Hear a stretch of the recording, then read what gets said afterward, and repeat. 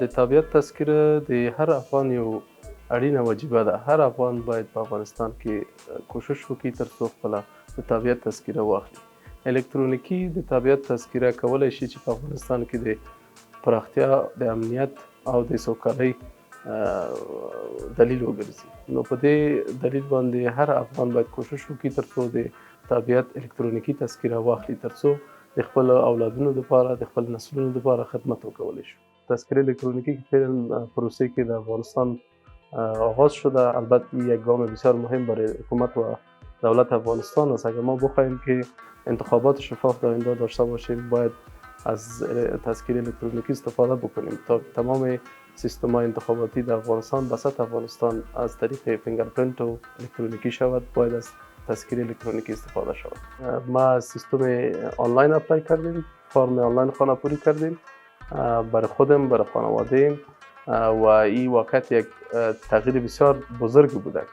قبلا اگر شما می‌دیدین در مقطع قبل اتباع افغانستان در یک لاین بسیار بزرگ و ادارات استاد می‌شدن تا فرم می‌گرفتن، ولی در 5 دقیقه هر کس می‌تواند که از طریق آنلاین فرم خود خانه‌پوری بکنه و اجرات صورت بگیره. حتی از خارج مردم غیر حضوری می‌توانند که فرم ها را خانه‌پوری بکنند و تذکرۀ الکترونیکی خود حق بکنند و یک گام مثبت به سطح افغانستان است.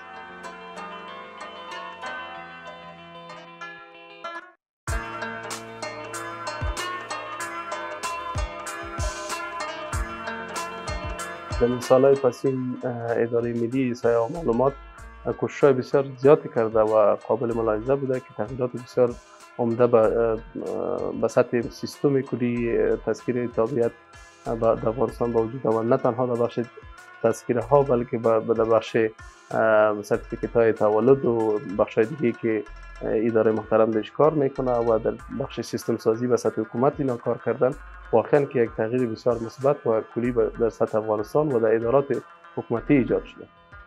پیام ما به تمام مردم افغانستان همی است که هر جایی که هستند، در هر گوشه افغانستان که زندگی میکنند، کوشش بکنند که خودشان و خانوادهشان از تذکره طبیعت تذکره الکترونیکی بگیرد تا بتواند که یک افغانستان درخشان و افغانستان امن داشته باشد.